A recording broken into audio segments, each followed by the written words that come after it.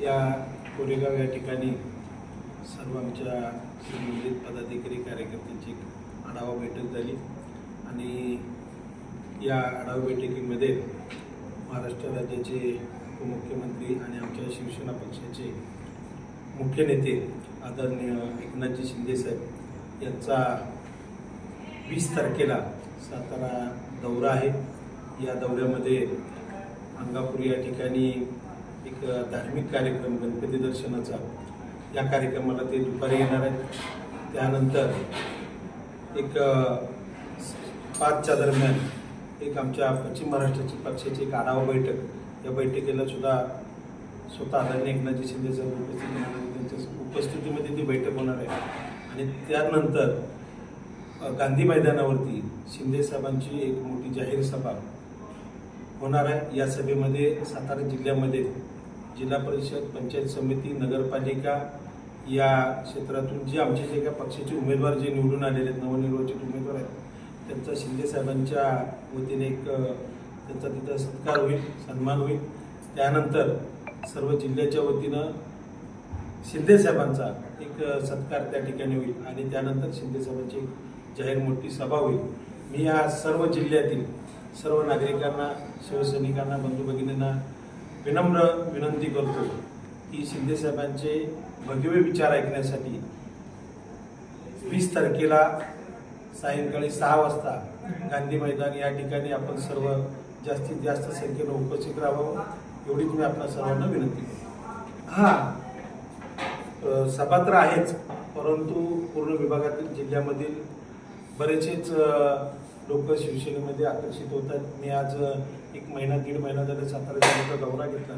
प्रत्येक विभाग वाईज, तालुका वाईज, जिल्हा परिषद, पंचायत समिती, गट गण वाईज बैठका घेतल्या आणि आढावा घेत असताना असं निदर्शनास आलं की सातारा जिल्ह्यातून अतिशय मोठ्या प्रमाणामध्ये शिंदे साहेबांच्या वरती प्रेम करणारा वर्ग अतिशय मोठ्या प्रमाणामध्ये आहे आणि स्वइच्छेनं लोक प्रत्येक पक्षातील म्हणजे जे पक्ष आहेत त्या प्रत्येक पक्षातील जे काही नेते मंडळी आहेत, पदाधिकारी, कार्यकर्ते आणि त्यांना आता शिंदे साहेबांच्या समवेत काम करायचे आहे। त्यामुळे ते यावेळेला सुद्धा बऱ्यापैकी जिल्ह्यातून प्रवेश होणार आहे। कोरेगाव विधानसभा मतदारसंघ किती कार्यकर्ते?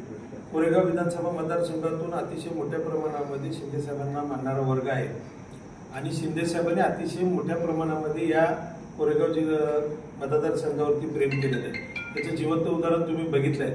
जवळजवळ 2000 ते 2200 कोटीचा निधी देऊन या कोरेगाव विधानसभा मतदारसंघामध्ये एक सक्षम काम करण्याचं काम आदरणीय एकनाथजी शिंदे साहेबांच्या माध्यमातून या मतदारसंघासाठी केले गेले। त्यामुळे या कोरेगाव मतदारसंघामधून सुद्धा अतिशय मोठ्या प्रमाणामध्ये प्रवेश होणार आहेत। त्यामध्ये आमचे राजाभाऊ बर्गे यांनी तर जाहीर पहिल्याच दिवशी सांगितलं की मी स्वतः पहिला माझा प्रवेश असेल, त्याच्यानंतर या मतदारसंघामध्ये अनेक प्रवेश होणार आहेत। सरपंच, नगरसेवकांचे काय नगरसेवकांचा प्रवेश होणार? बघा, काही लोकांचे प्रवेश तर आहेतच, मी आता पूर्ण बोलू शकत नाही, काही अडचणी असतात, परंतु बराच वर्ग या मतदारसंघातून आदरणीय एकनाथजी शिंदे साहेबांच्या मार्गदर्शनाखाली काम करण्यास उत्सुक आहे। राजाभाऊला काय कमिटमेंट केली? कुठल्याही प्रकारची कमिटमेंट केलेली नाही। राजाभाऊनी ज्या वेळेला संबंधित विषय शिंदे साहेबांच्यापर्यंत नेला त्यावेळेला राजाभाऊनी क्लिअर सांगितले की मला प्युअर शिवसेनेमध्ये काम करायचे, मला तुमच्या नेतृत्वामध्ये मला काम करायचे, मला कुठली अपेक्षा नाही, काही नाही, मला तुमच्याकडे काम करायचं आणि माझा प्रवेश करायचे। त्यामुळे कुठल्या प्रकारच्या त्यांना काय असं आपलं आश्वासन दिलेलं नाही। शिंदे साहेब ताकद देणार आहेत का? प्रश्नच येत नाही। शिंदे साहेबांचा इतिहास तुम्ही अजून बघितला नाहीये किंवा बघितला असेल, जिल्ह्यामध्ये जिथं जिथं नव्हे तर महाराष्ट्रामध्ये जिथं जिथं ताकद द्यायला पाहिजे योग्य ठिकाणी प्रत्येक ठिकाणी शिंदे साहेबांनी ताकद दिली।